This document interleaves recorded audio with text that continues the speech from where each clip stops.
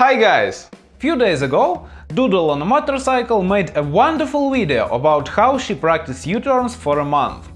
She shows the whole progress from day 1 to day 30. And that's pretty awesome, I really like it. We can see how in a relatively short period of time we can gain a lot of confidence on a motorcycle. Very nice video. It inspired me to make a video of my own, to show you a few tricks on how we can achieve the same progress with less effort.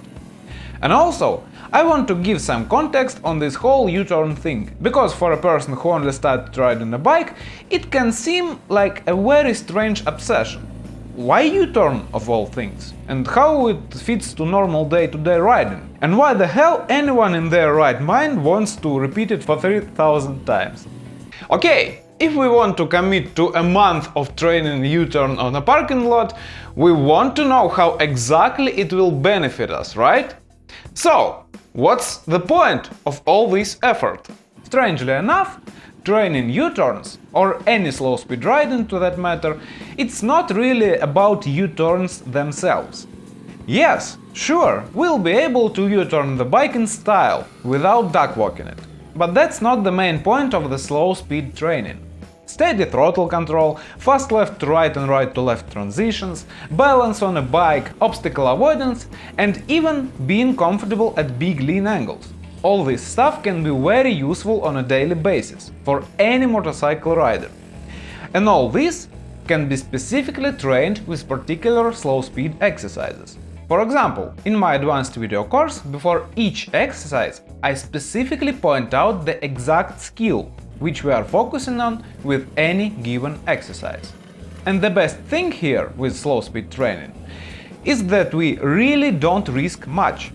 Usually, the worst that can happen is that we drop the bike at slow speed in a parking lot. Yes, it sucks, but it's much better to drop the bike a few times and learn a lot of stuff than later on the road have a major crash due to the lack of skills. That's pretty much the whole point of slow-speed riding. It's the cheapest and the safest way to learn a lot of necessary riding techniques, which later we can use on the road if we suddenly need them. The U-turn itself is just the tip of the iceberg. Okay, great! Now to the U-turn itself. To become proficient at making U-turns, we can either brute force it and just repeat it over and over again until we become satisfied with the result. Or we can choose a little more nerdy approach to it. It will take some fair amount of practice, but not near as much as the brute force method. To learn faster, let's see what exactly we should pay close attention to. First thing we'll need is a good clutch control or so-called friction zone. I have a separate, very detailed video on this topic, so check it out if you are interested. Here I'll just make a quick summary of how we use the friction zone technique. At a slow speed we can control any motorcycle with the clutch. It doesn't matter if the bike is heavy or has a high center of mass, all this is irrelevant.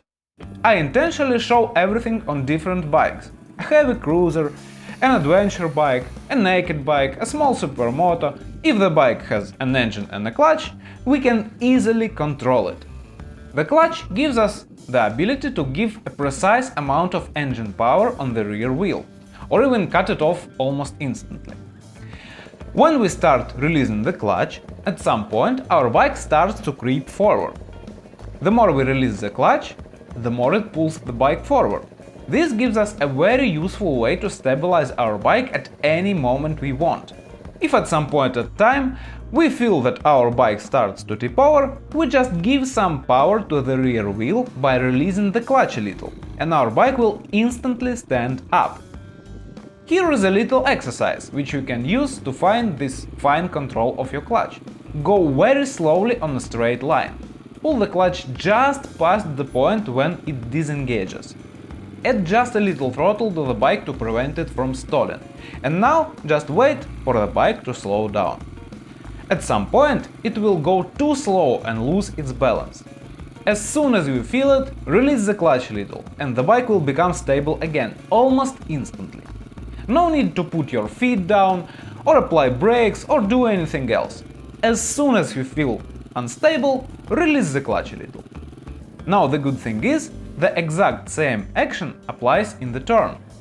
When you are in slow turn, again, maintain some throttle and be ready to release the clutch. As soon as you feel that something is not right and you might fall, release some clutch and the bike will stand up. You can even release the clutch a little faster. In this case, the bike will literally jump out of the turn, as long as you keep your revs slightly up. After you practice this, it will give you a massive boost in confidence, because now you will know for certain that you can bring your bike upright at any moment you want. Releasing the clutch and making your bike stand up is only one half of success. Second half is also pulling the clutch in when necessary. When we pull in the clutch, our bike starts to slow down and the turn tightens up. At this point, it is very important to notice how the front wheel turns itself when the bike changes speed. When we pull the clutch and the bike starts slowing down, the front wheel turns more into the turn. When we release the clutch, the front wheel becomes straighter. We actually don't have to actively steer. The front wheel will steer itself because of change in speed. Look at this example. As you can see, I don't have to do anything with handlebars as long as I maintain proper speed. In this case, I maintain it with raised idle and rear brake. But on most bikes it's much better to do with slightly open throttle and the clutch. Initially, at the beginning, I suggest using only throttle and clutch, with no rear brake, because new students tend to apply too much brake, which can result in rapid clutch wear. Only once we become very familiar with the clutch, we can start adding a rear brake as an auxiliary tool. At slow speed maneuvering, the rear brake is just a little helper. Most of the work we do with our clutch. Let's summarize. When we are doing a slow speed turn, we can make it tighter by pulling in the clutch and applying the rear brake. Our arms should be completely relaxed. The front wheel will turn itself. If we want to go wider, we can release the clutch and rear brake, and our bike will go wider automatically. Again, no need to do anything with steering. Maintain a little throttle all the time to avoid stalling the engine. If at any point of exercise you feel that you might fall, just release the clutch and your bike will stand up. All of that happens during the U-turn. But how to enter the U-turn? Very easy, with counter-steering. Again, I have a detailed video on counter-steering, so please check it out if you haven't already. There is no point in repeating myself, so here I'll just quickly remind that counter-steering works perfectly at any speed, and it is used to change motorcycle lean angle. Here is an example. Look closely at the front wheel. To enter the turn, I briefly turn the front wheel into the opposite direction, which causes the motorcycle to lean into the turn. Then I release any pressure on the handlebars, and the front wheel turns itself into the turn without any of my help. And after that, just do all this stuff with the clutch, which we discussed earlier. If we want a tighter turn, pull the clutch in a little. Want to go wider? Release it. It's very simple. We just let the front wheel turn itself. There are two reasons why usually people can struggle with counter-steering on slow speeds. First, they make counter-steering and then immediately try to turn handlebars into the turn. As a result, the bike just wiggles a bit and goes straight. Instead, we make counter-steering, let the bike lean, and let the front wheel turn by itself. We don't force it into the turn manually. Second common mistake is when a student thinks that he pushes the handlebars, but in reality pushes himself away from it. It looks somewhat like this. The upper body is all over the place and the bike again just wiggle. Don't do that. Sit firmly in the saddle and push the handlebar to make a counter-steering input. You have to actually turn the front wheel for a brief moment to initiate bike leaning. Let's move on to the next part. Last but not least is our vision technique. To make a good U-turn, we should let our brain sort of calculate an optimal line for it. To do so, we should let it see where we're going. So, we should not only turn our head and look as far back as we can, but we should do it before we make a counter-steering and enter the turn. Here is an example. Please look at my head. It turned before I entered the turn. And look, only then I make a counter-steering input and enter the turn. One more significant detail about vision when practicing U-turns is that once we turn our head, that's it. We don't turn it back until the U-turn is finished. Don't even momentarily look directly at cones. Trust your peripheral vision on this matter.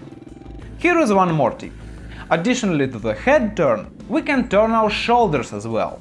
Notice here how I turned my shoulders parallel to the handlebars. This way I can turn my head even more and my arms are in much more natural position. Outer arm is not too stretched and the inner arm is not too bent.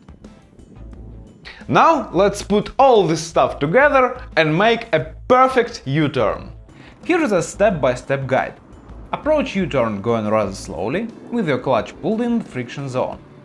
Keep the throttle slightly open to avoid stalling the bike. Turn your head as far as you can and try to look behind your back. Make brief counter-steering input, let the bike lean and let the front wheel turn itself into the turn.